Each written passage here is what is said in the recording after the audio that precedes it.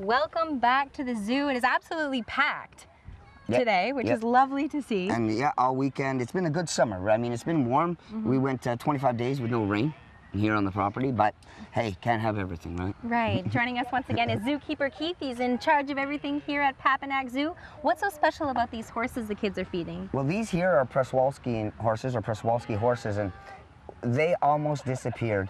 In the 1950s and 60s, there was only about 14, 15 left.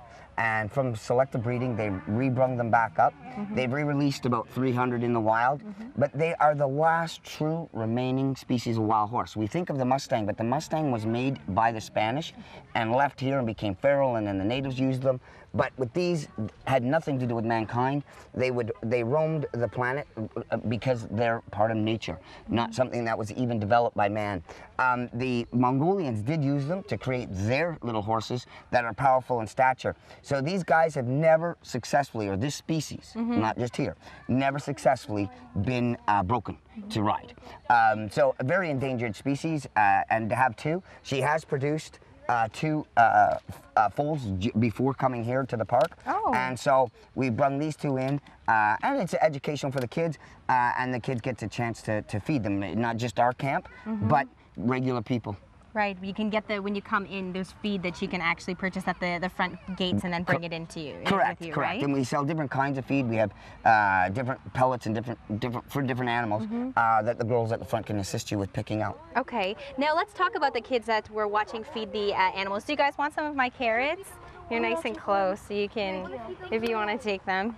Here you go. Thank you. Do you want this one? So Keith, what is the camp group that we're looking at here? Well, this is level 1, so this is their first time to camp. We have level 1, level 2, and level 3, and we still have openings in August. And why we have the different levels is an actual curriculum that starts.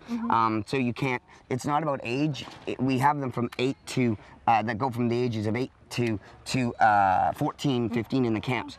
But it's more about, you can't do level 3 without doing level 1 and 2 because they start to understand genetics and how as they move up they start health prepping and learning more about a zookeeper. Level 3 we do shows every 15 minutes in the park where we're feeding animals.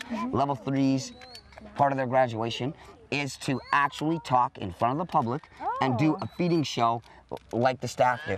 So it gets them ready in many different ways to be able to stand in front of a group of people. They spend all week rehearsing and getting ready, but it gets them to be able to speak for public and get a conservation message out about some of the animals at the park.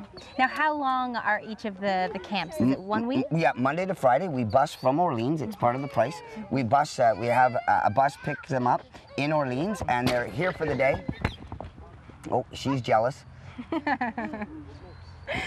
At least we've got a gate between us, eh, guys?